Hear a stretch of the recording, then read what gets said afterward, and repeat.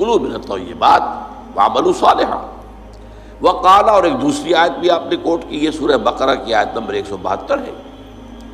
یا ایھا الذین آمنوا کلوا من طیبات ما رزقناکم، دیکھو کھاؤ ان پاک چیزوں میں سے جو ہم نے تمہیں دی۔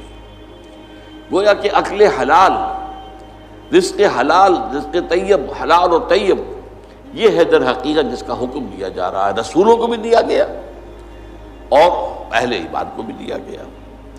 ثم ذکر، اب یہ ہے اس حدیث کا وہ ٹکڑا کہ جو لرزہ طاری کر دینے والا ہے۔ پھر حضور نے ذکر فرمایا الرجل، ایک ایسے شخص کا، یطیل السفر، جو بڑا لمبا سفر کر کے آیا ہے۔ حدیث میں صراحت نہیں ہے لیکن گمان یہ ہے کہ یہ حج کا سفر ہے۔ ایک شخص دور دراز سے اور احرام باندھ کے آیا ہے، اور ظاہر بات ہے کہ اس زمانے میں سفر جو ہے، فرض کیجئے کوئی شخص مدینے سے چل کر آیا ہے مکہ حج کرنے کے لیے، تو 7 دن کا سفر تو اس کا ویسے ہی ہے اونٹ کے اوپر۔ اب کیا اس کا حال ہو جاتا ہوگا، احرام کی پابندیاں، نہاتا بھی نہیں ہے، مبادا کو بال ٹوٹ جائے، دم دینا پڑ جائے، اس حوالے سے اور انتہائی احتیاط کے ساتھ جو ہے، اور وہ چل رہا ہے اور 7 دن کا سفر کیا ہے، تو کیا حال ہوا ہوگا؟ کپڑے میلے بوسیدہ، احرام میلا اور بوسیدہ ہو گیا ہوگا، بالوں کے اندر جو ہے وہ پراگندہ ہوں گے بال، اب اس کے اندر جو ہے وہ چونکہ کوئی نہ کوئی تیل ڈالا گیا، نہ خوشبو ڈالی گئی، نہ اسے انہیں جو ہے دھویا گیا، تو فرمایا ثم ذکر الرجل یطیل السفر اشعث اغبر، بال پراگندہ بھی ہے اور غبار آلود بھی ہے، اونٹوں پر سفر کیا ہے۔ اور ظاہر بات ہے کہ قافلہ جب چلتا ہے اونٹوں کا، تو اگلا اونٹ جو ہے وہ جو خاک اڑاتا ہے وہ پچھلے اونٹ کی سواری کے اوپر آئے گی لازمت۔ گھوڑے جب دوڑتے ہیں تو ان کے سموں سے دوڑنے والی خاک ہے، وہ ظاہر بات ہے کہاں جاتی ہے، سواروں پر بھی آتی ہے۔ یمد یدیہ الی السماء،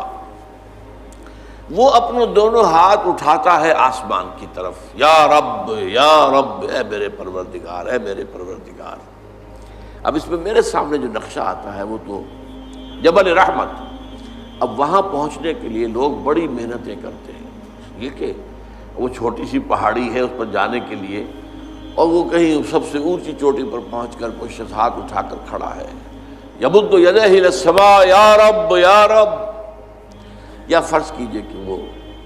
بیت الحرام میں ہے، مسجد حرام میں ہے، خاص خانہ کعبہ کے سامنے پکار رہا ہے اللہ، وَمَطْعَمُهُ حَرَامٌ، حال یہ ہے کہ جو اس کا کھایا ہوا ہے پیٹ میں وہ حرام ہے، وَمَشْرَبُهُ حَرَامٌ، اور جو اس کا پیا ہوا ہے وہ بھی حرام ہے، وَمَلْبَسُهُ حَرَامٌ، اور جو اس کا لباس ہے احرام، بہت قیمتی تولیوں کا وہ جو احرام ہے وہ بھی حرام کی کمائی سے آیا۔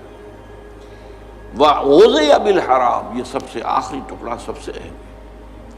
حرام کے ذریعے ہی غذا پائی ہے اس نے،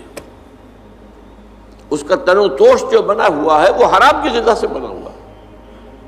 فَأَنَّىٰ يُسْتَجَابُ لِذَٰلِکَ، تو اس شخص کی دعا کیسے قبول ہے؟ قبولیت دعا کے اندر سب سے بڑی رکاوٹ اکل حرام، آپ دعا کرتے رہے اللہ سنے گا ہی نہیں۔ انا یستجاب، کہاں سے، کیسے قبول کیسے ہو؟ وہ تو تم خود اپنی اس دعا کے راستے میں سب سے بڑی رکاوٹ ہو۔ تم اپنی آمدنی کا جائزہ لو، غور کرو، اس میں کمائی کے اندر کوئی حرام تو شامل نہیں ہے، کوئی ناجائز طریقہ تو شامل نہیں ہے،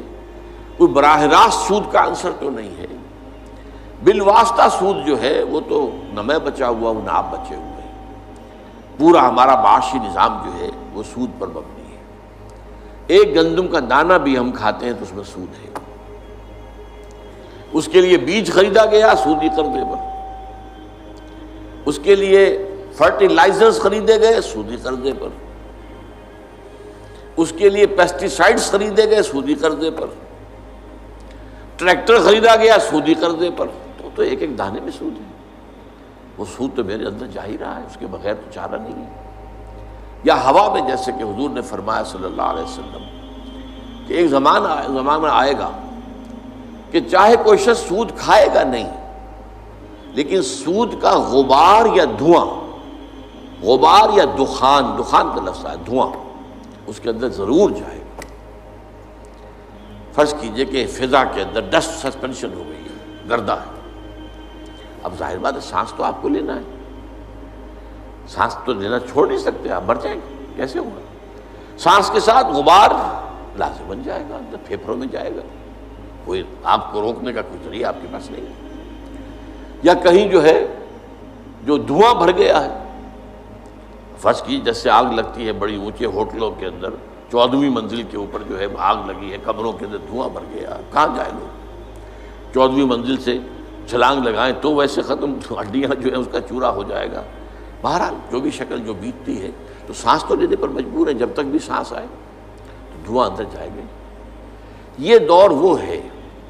کہ جس کی فضا میں سود موجود ہے، اور وہ فضا کے اندر جو سود ہے وہ ہم سانس لے رہے ہیں تو ہمارے اندر جا رہا ہے۔ اس پہلو سے بالواسطہ انڈائریکٹ سود سے تو آج کوئی بھی بچا ہوا نہیں، البتہ ڈائریکٹ سود جو ہے وہ تو ظاہر بات ہے کہ آپ کی مرضی سے ہے، آپ نے سودی قرضہ لیا ہے اپنا کاروبار بڑھانے کے لیے، بھائی جتنی پونجی تمہارے پاس ہے اس سے کاروبار کرو، اگر بہت تھوڑی پونجی ہے تو سر پر اٹھاؤ کوئی ٹوکری پھل کی اور بیچو، اگر اس سے زیادہ ہو جائے تو چلو وہ ریڑھی لے لو، اس سے زیادہ ہو جائے کھوکا بنا لو، اس سے زیادہ ہو جائے دکان بنا لو، اس سے زیادہ ہو جائے ایکسپورٹ امپورٹ کرو، لیکن رہو اپنی چادر کے اندر جو تمہاری اپنی پونجی ہے۔ بینک سے قرض لے کر اپنا کاروبار پھیلانا یہ تو تمہارا اپنا انٹینشنل، تمہارے اپنے چوائس کا فیل ہے، اس پر تم پکڑے جاؤ۔ مکان ہے، بڑی عالیشان کوٹھی بنانی ہے، عالیشان محل بنانا ہے، قرض لیا، زندگی گزارنے کے لیے چھت میسر ہو سر کے اوپر گزارا کے قابل جو ہے سکونت آپ کے پاس ہو تو بہت ہے۔ ہمیشہ تو نہیں رہنا تم یہاں، ایک وقت آئے گا کہ چاہے وہ محل ہو، چاہے وہ ڈیفنس کا جو بنگلہ ہو کئی کروڑ کا جو ہے، نکلنا تو پڑے گا، جانا تو پڑے گا قبر کے اندر۔